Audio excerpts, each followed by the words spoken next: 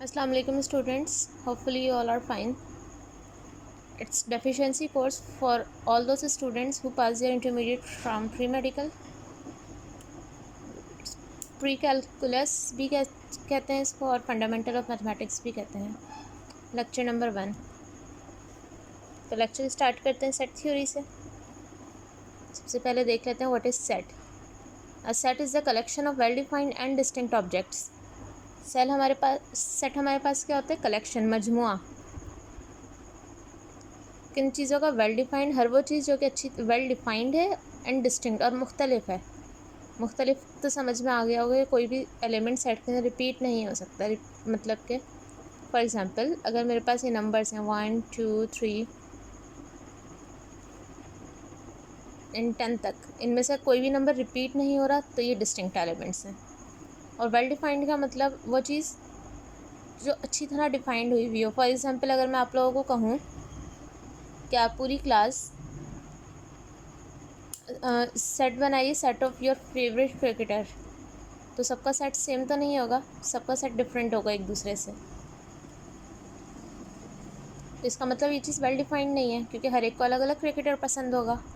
तो well defined set की example आप इस तरह ले लें कि अगर मैं आप लोगों से कहूँ कि सेट बनाइए, set of all subjects in your first semester,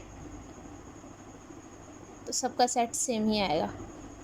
इसका मतलब ये चीज़ वेल डिफाइंड है. Set of natural numbers starting from 1 to so on. Set of provinces of Pakistan. Now types of set.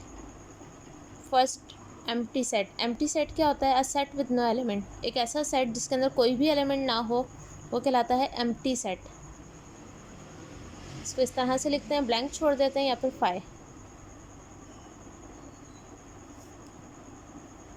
Second type, singleton set. A set which contains only one element. एक ऐसा set जिसमें सिर्फ एक element हो वो कहलाता है singleton set. For example x set है जिसके अंदर सिर्फ ए है, वाई में 0 है, जेड में 5 है. ये सारे सिंगलटन सेट्स हैं. Infinite set. A set which is uncountable. एक ऐसा सेट जिसके तमाम एलिमेंट्स को हम काउंट नहीं कर सकते, जो कि अनकाउंटेबल है. तो इस तरह का सेट हमारे पास कहलाता है infinite set. For example set of positive even numbers 2 4 6 and so on. ये चलते जा रहे हैं, कहीं जाके रुक नहीं रहे, हमें नहीं पता ये कहाँ जाके बाउंड हो रहे हैं, कहाँ जाके स्टॉप हो रहे हैं. इस तरह के सेट्स कहलाते हैं infinite sets. Finite set. A set whose elements are countable. अगर सेट के तमाम एलिमेंट्स काउंटेबल हैं तो वो कहलाता है finite set. For example set of first 5 whole numbers.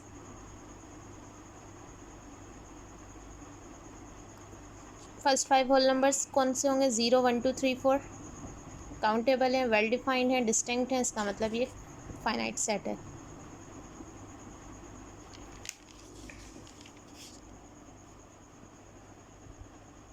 Next, subset. A set X is a subset of Y if every element of X is an element of Y. X और Y दो sets हैं जिनमें से X Y का subset कहलाएगा अगर set X के अंदर जितने भी एलिमेंट्स हैं वो तमाम एलिमेंट्स Y के अंदर भी मौजूद हों. अगर सेट X के तमाम एलिमेंट्स सेट Y के अंदर भी मौजूद हैं तो X कहलाएगा Y का subset. It can be written as X is a subset of Y. For example let X हमने सेट ले लिया 1 2 3 4 5 6, Y सेट ले लिया 2 4 6. अब X के तमाम एलिमेंट्स तो Y में मौजूद नहीं है, इसका मतलब X Y का सबसेट नहीं है. लेकिन रिवर्स देखें, Y के तमाम एलिमेंट्स X के अंदर मौजूद हैं 2 4 6. सो Y is a subset of X.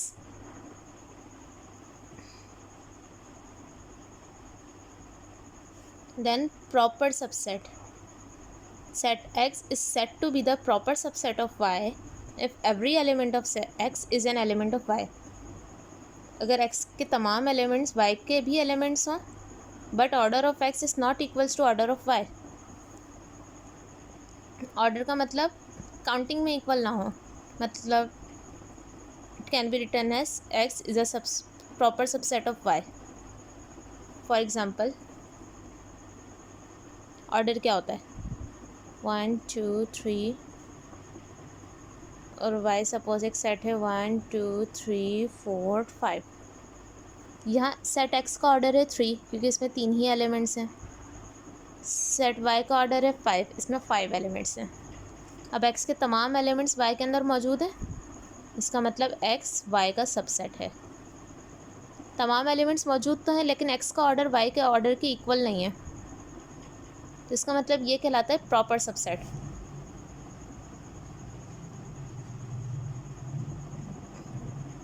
Next, improper subset. A set X is an improper subset of Y if every element of X is an element of Y and set X is equals to set Y। Subset होना चाहिए, X के तमाम elements Y के भी elements होने चाहिए और दोनों सेट्स का ऑर्डर भी अगर बराबर है तो इस तरह के सबसेट्स कहलाते हैं improper subset. For example X है 1 2 3, Y भी 1 2 3। X के तमाम एलिमेंट्स Y में मौजूद हैं, सेट एक्स का ऑर्डर भी 3 है, सेट वाई का ऑर्डर भी 3 है, इसका मतलब x is improper subset of y. और अगर रिवर्स देखें तो वाई के भी तमाम एलिमेंट्स एक्स में मौजूद हैं, तो हम इस तरह भी कह सकते हैं y is also a improper subset of x.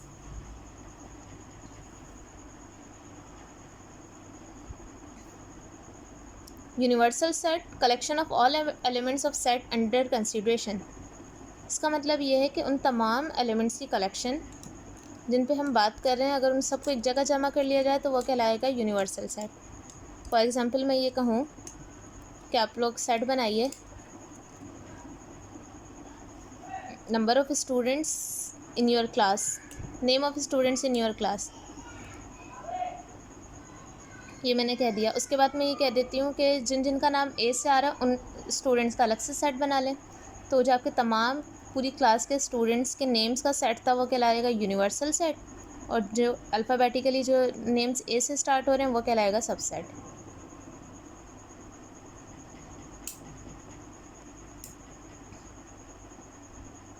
Equal sets, if two sets contains the same elements they are set to be equal. अगर दो सेट्स उनके एलिमेंट्स सेम हों तो वो दोनों कहलाते हैं equal sets. For example set ए है 1 2 6, सेट बी है 6 1 2, दोनों के एलिमेंट्स सेम है और दोनों का ऑर्डर भी सेम है। इसका ऑर्डर 3 है, इसका भी ऑर्डर 3 है, then A and B are equal sets.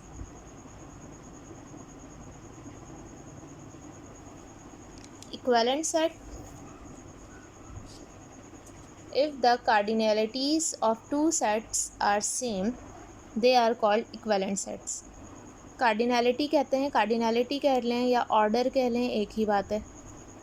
अगर दो सेट्स की कार्डिनैलिटी मतलब कि ऑर्डर सेम है तो वो कहलाएंगे equivalent sets. For example 1 2 6, B में 16 11 13, इन दोनों, इसका ऑर्डर भी 3 है, इसका ऑर्डर भी 3, दोनों सेट्स की कार्डिनैलिटी सेम है तो ये कहलाएंगे इक्विवेलेंट सेट्स। ये दोनों सेट्स इक्वल तो नहीं है क्योंकि इन दोनों के एलिमेंट्स डिफरेंट हैं, लेकिन ऑर्डर सेम है तो ये कहलाएंगे इक्विवेलेंट सेट्स। कैसे? Order of A, order of B दोनों बराबर हैं 3 के।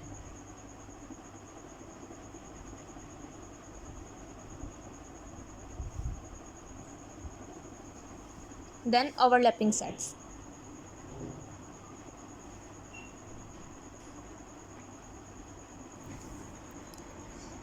Overlapping sets, two sets that have at least one common elements are called overlapping set।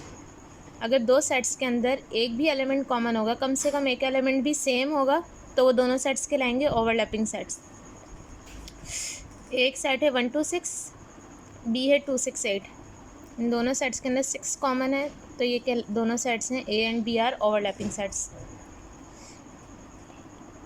Next, disjoint sets. Two sets A and B are called disjoint sets if they do not have at least one element in common। अगर दोनों sets के दरमियान, दोनों sets में अगर एक भी element common ना हो तो वो कहलाते हैं disjoint sets. For example A126 B357 दोनों सेट्स के अंदर कोई भी एलिमेंट कॉमन नहीं है, then A and B are disjoint sets. In other words, अगर दो सेट्स का इंटरसेक्शन एम्प्टी सेट आता है तो वो दोनों सेट्स कहलाते हैं डिसजॉइंट सेट्स। नेक्स्ट है हमारे पास Cartesian product. If A and B are two non empty sets, then Cartesian product क्या होता है? A cross B is equals to order pairs, वो तमाम ऑर्डर पेयर्स जिसमें फर्स्ट एलिमेंट सेट A से हो और सेकंड एलिमेंट सेट B से हो, is called Cartesian product. For example, ये कहलाती है सेट बिल्डर नोटेशन। ये सेट बिल्डर नोटेशन में लिखा हुआ है। नाउ फॉर एग्जांपल, एक सेट है 1 to 6, B है 2 8, इन दोनों का कार्टेशियन प्रोडक्ट लेना है। सो A क्रॉस B क्या होता है? कार्टेशियन प्रोडक्ट ऑर्डर्ड पेयर्स होते हैं, वो ऑर्डर्ड पेयर जिसमें फर्स्ट एलिमेंट A से हो सेकंड B से हो, फर्स्ट एलिमेंट A से सेकंड B से। 1 2 1 8, फिर 2 को 2 के साथ 2 2 2 8, 6 2 6 8। तो ये जो हमारे पास सेट बना है ऑर्डर पेयर्स का, ये कहलाता है कार्टेशियन प्रोडक्ट।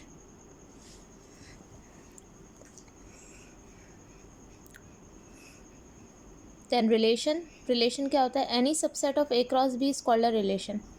अगर कार्टेशियन प्रोडक्ट का हम कोई भी सबसेट बना लें, कार्टेशियन प्रोडक्ट है, इसका कोई भी सबसेट ले लें, वो कहलाता है रिलेशन।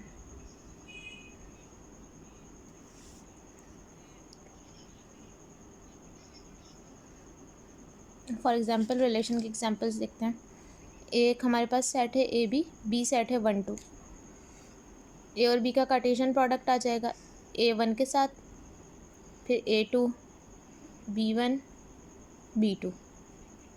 रिलेशन की डेफिनेशन क्या है? कार्टेशियन प्रोडक्ट का सबसेट। तो सबसेट्स बना लें। सपोज एक हमने रिलेशन बना लिया, फर्स्ट रिलेशन R1, इसके दो सबसेट्स ले लिए A1 B1, ये एक रिलेशन बन गया। एक और सबसेट बना लेते हैं R2, सपोज इसमें सिर्फ एक ही सेट है A2, ये भी एक रिलेशन है। R3 पूरा का पूरा ले लें तो ये इसका इम्प्रॉपर सबसेट होगा, सबसेट है इसलिए ये भी रिलेशन है। R1 R2 and R3 all are relations.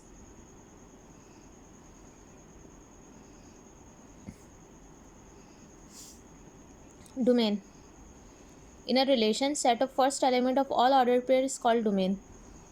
जो भी रिलेशन होता है उसके अंदर जो फर्स्ट एलिमेंट है वो कहलाता है डोमेन। फॉर एग्जांपल, अगर ये वाले रिलेशन की बात करें तो इसमें फर्स्ट एलिमेंट इसका A है, इसका B है, तो डोमेन क्या हो गई? Domain of R1 AB, domain of R2 A, domain of R3 A repeat हो रहा है एक दफ़ा ले लेंगे, B भी रिपीट हो रहा है एक दफ़ा, तो R3 की डोमेन भी हो गई A एंड B।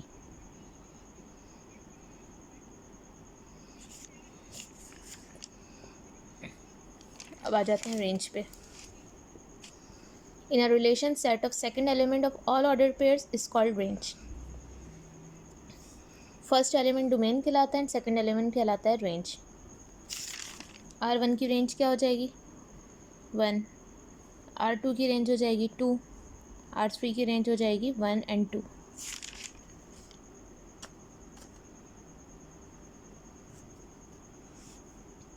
अब सेट्स पे अलजेब्रा कौन सी अप्लाई होती है? Algebra of sets. कुछ लॉज, बेसिक फंडामेंटल लॉज हैं, सेट्स पे अप्लीकेबल होते हैं। Number 1, commutative law. कम्यूट का मतलब होता है रद्दोबदल करना।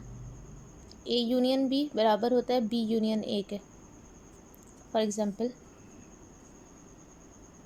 A एक सेट है 1 2 4, B एक सेट है 2 6। हमें प्रूफ करना है commutative law of union A union B बराबर है B यूनियन A के।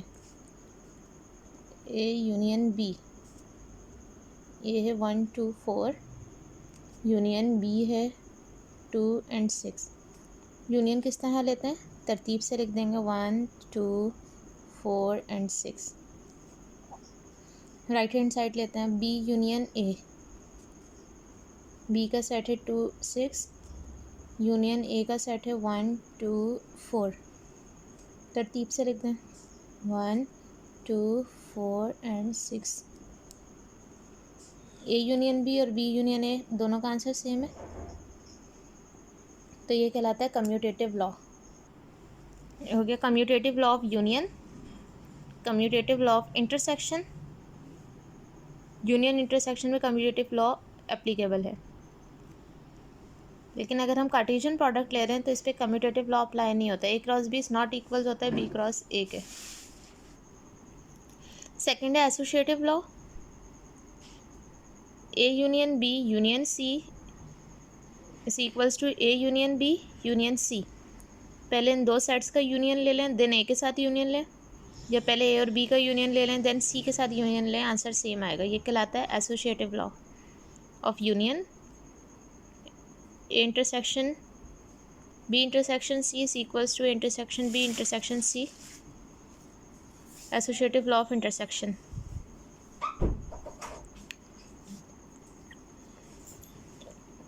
Distributive law. A intersection B union C is equals to, पहले ए का इंटरसेक्शन ले लेंगे बी के साथ यूनियन, देन ए का इंटरसेक्शन सी के साथ। ये कहलाता है distributive law of union over intersection, distributive law of intersection over union. Identities laws. A union phi, किसी भी सेट का अगर एम्प्टी सेट के साथ यूनियन लेंगे तो वह सेट खुद आ जाएगा। किसी भी सेट का अगर यूनिवर्सल सेट के साथ इंटरसेक्शन लेंगे तो भी वह सेट खुद आ जाएगा आंसर में। Complement loss. ए का यूनियन अगर ए कॉम्प्लीमेंट के साथ लेंगे तो यूनिवर्सल सेट आएगा। A union A complement equals to universal set, and A intersection A complement is equals to phi.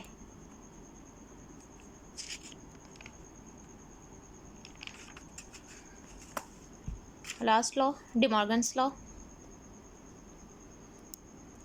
A union B whole complement is equals to A complement intersection B complement. A intersection B whole complement is equals to A complement union B complement. देख लेते हैं De Morgan's law की। For example A एक set है 1 2, B है 2 5 and universal set है 1 2 3 4 5। Verified De Morgan's law. इन दोनों में से कोई भी एक स्टेटमेंट ले लेते हैं। मैंने फर्स्ट वाली ली है, A union B whole complement is equals to A complement intersection B complement. Left hand side A union B whole complement, तो पहले ब्रैकेट सॉल्व करते हैं। A union B, A union B, A का set 1 2 union B का set 2 5। Union किस तरह लेते हैं, दोनों सेट्स को तरतीब से लिख देंगे 1 2 5। अब होल क्या था, A union B whole complement. A union B whole complement, complement किस तरह लेते हैं, जो पूरा सेट है उसको यूनिवर्सल में से माइनस कर दें। अब पूरा सेट क्या था, A union B, A union B लिखा, इसको सब्ट्रैक्ट कर देंगे यूनिवर्सल में से, तो ये सेट का कॉम्प्लीमेंट आ जाएगा। यूनिवर्सल सेट 1 2 3 4 5, ये माइनस का माइनस, ए यूनियन बी का आंसर आया था 1 2 5। डिफरेंस लेते हैं तो सेम नंबर्स माइनस कैंसिल कर देते हैं, 1 2 5 से 1 2 5 कैंसिल, यहाँ हमारे पास बचा 3 and 4। Left hand side solve हो गई। अब लेते हैं right hand side. Right hand side हमारे पास क्या थी, A complement intersection B complement. पहले मालूम करेंगे ए कॉम्प्लीमेंट। अगेन वैसे ही जिसका भी कॉम्प्लीमेंट चाहिए उसको यूनिवर्सल में से माइनस कर देंगे। ए का कॉम्प्लीमेंट चाहिए तो यूनिवर्सल माइनस ए। यूनिवर्सल सेट 1 2 3 4 5, माइनस का माइनस, ए का सेट था हमारे पास 1 2, 1 2 से 1 2 कैंसिल, 3 4 5। बी कॉम्प्लीमेंट लेंगे तो यूनिवर्सल माइनस बी, यूनिवर्सल का सेट 1 2 3 4 5 माइनस बी का सेट 2 5, 2 5 से 2 5 कैंसिल, बचा 1 3 4। So A complement intersection B complement. अब ये होल पूरा लेते हैं। ए कॉम्प्लीमेंट का आंसर 3 4 5, ये इंटरसेक्शन का इंटरसेक्शन, बी कॉम्प्लीमेंट का आंसर 1 3 4। इंटरसेक्शंस किस तरह लेते हैं, सेम नंबर्स, दोनों में सेम नंबर्स कौन से, 3 एंड 4। तो आप यहाँ देखें लेफ्ट हैंड साइड का आंसर भी 3 एंड 4 आया था, राइट हैंड साइड का आंसर भी 3 4 आया था। Hence proved left hand side equals to right hand side. ये हमारे पास डे मॉर्गन्स लॉ वेरीफाई हो गया।